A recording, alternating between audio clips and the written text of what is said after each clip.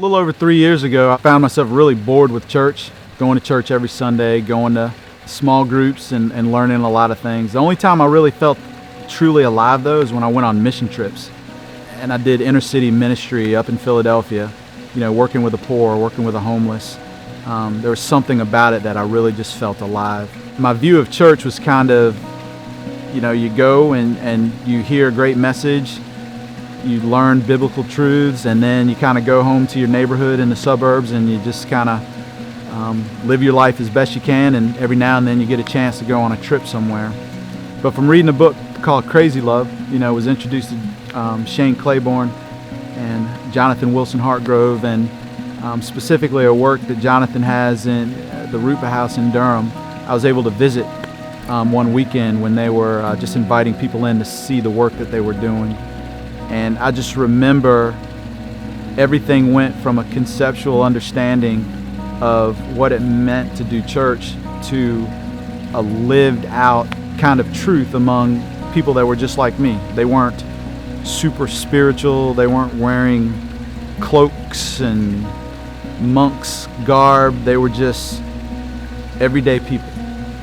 And they were really living their life in a way that was true to the scriptures and to the gospels in a tough environment. And they were doing it with joy, they were doing it with love.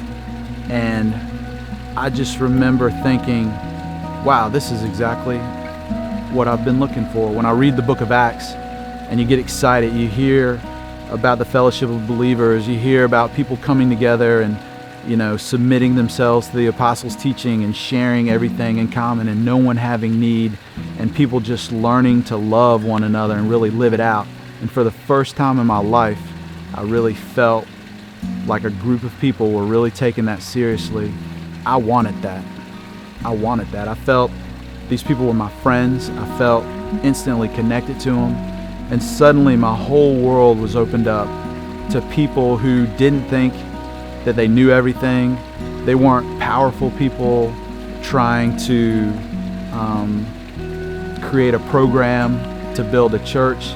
They were just humble people that loved people and wanted to eat together, laugh together, cry together, and just hang out with each other the way Jesus did.